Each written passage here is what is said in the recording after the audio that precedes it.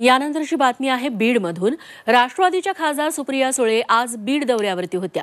त्यांनी मस्साजोग गावात जाऊन मयत संतोष देशमुखांच्या कुटुंबियांची भेट घेतली। या भेटीमुळे देशमुख हत्या प्रकरण धसास लावण्यासाठी धसांनंतर सुळे आक्रमक होणार असंच दिसतंय। बीड संतोष देशमुख हत्या प्रकरणात भाजप आमदार सुरेश धस सुरुवातीपासून आक्रमक राहिले। मात्र धस आणि धनंजय मुंडेंच्या भेटीची बातमी समोर आल्यापासून धस बॅकफूटवर गेल्याचं दिसतंय। हीच वेळ साधून राष्ट्रवादी शरद पवार गटाच्या खासदार सुप्रिया सुळे आता फ्रंट फूटवर आल्यात। शरद पवारांचा मागच्या महिन्यात मस्साजोग दौरा होऊनही सुप्रिया सुळे या संतोष देशमुखांच्या घरी गेल्या। यावेळी त्यांच्यासोबत आमदार जितेंद्र आव्हाड आणि खासदार बजरंग सोनावणे होते। त्यांनी देशमुख कुटुंबाची व्यथा जाणून घेतली। सुप्रियांसमोर न्याय मागताना संतोष देशमुखांची आई, त्यांची पत्नी आणि मुलगी तसंच भाऊ धनंजय देशमुख यांना अश्रू अनावर झाले। देशमुख कुटुंबाला न्याय मिळवून द्यायला आपण मुख्यमंत्री आणि गृहमंत्री फडणवीसांशी बोलू असं आश्वासन सुप्रिया सुळेंनी दिलं। मी आज एक महाराष्ट्रातली महिला म्हणून, खासदार म्हणून नाही, मुख्यमंत्र्यांना जाणार आहे, मी त्यांना वेळ मागणार आहे आणि माझा पदर पुढे करणार आहे की बाबा आमच्या पदरामध्ये आमच्या या भावासाठी न्याय। आणि हे जे अंधाधुंदी कारभार चाललाय, तुम्ही आंदोलन वगैरे काय करू नका, तुमचा लढा आम्ही लढू। फक्त राज्याचे गृहमंत्रीच नाही तर आपण केंद्रीय गृहमंत्र्यांकडेही या प्रकरणाचा पाठपुरावा केल्याचं सुळेंनी देशमुख कुटुंबाला सांगितलं।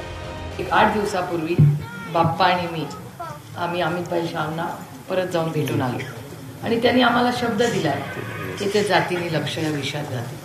त्यामुळे मी पुन्हा सांगते, मला याच्यात राजकारण करायचं नाही। आम्ही दोघं फोटो टाकू शकलो असतो, बाय स्टेटमेंट, पण मी केलं नाही। याचं कारण असं की एका गृहमंत्र्याकडे आम्ही दोघं लोकशाही पद्धतीने न्याय मागायला।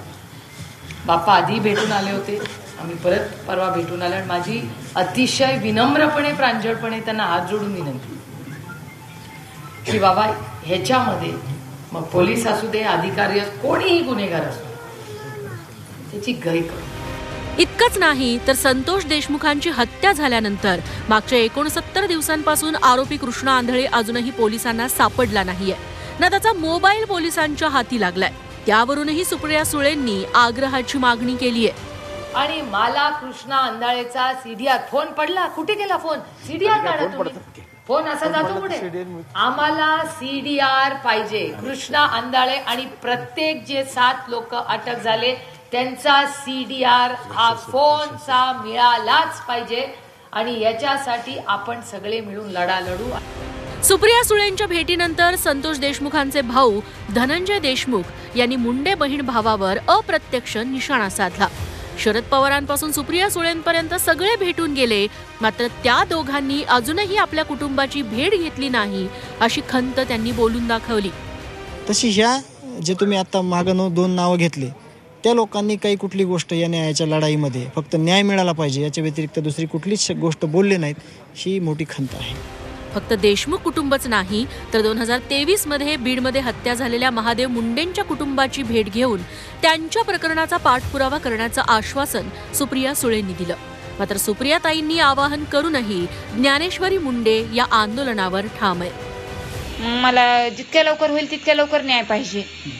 मी अगोदरच उपोषणाचं, तरी मला ताईंनी आवाहन केलंय की उपोषणाला नको बसू म्हणून, लेकरांकडे बघ म्हणून, तरी पण माझ्या नवऱ्याच्या न्यायासाठी मी ते पाऊल उचलणारच आहे। देशमुख हत्या प्रकरणी आजपर्यंत सुरेश धस यांनीच आक्रमकपणे मुद्दा उचलून धरला। मात्र मुंडे भेटीनंतर झालेल्या आरोपांमुळे धसांविरोधात आरोपांची राळ उडाली आहे। त्यामुळे देशमुख प्रकरण धसास लावण्यासाठी धसांनंतर आता सुप्रिया सुळे पुढे सरसावल्यात। अजित पवारांच्या राष्ट्रवादीला आणि धनंजय मुंडेंना अडचणीत आणण्यासाठी आता सुप्रिया सुळे मैदानात उतरल्या। त्यांचं आक्रमक होणं धनंजय मुंडेंसह राष्ट्रवादी अजित पवार पक्षालाही भविष्यात अडचणीचं ठरू शकतं। ज्ञानेश्वर पतंगे, विकास मानेसह ब्युरो रिपोर्ट, झी 24 तास, बीड।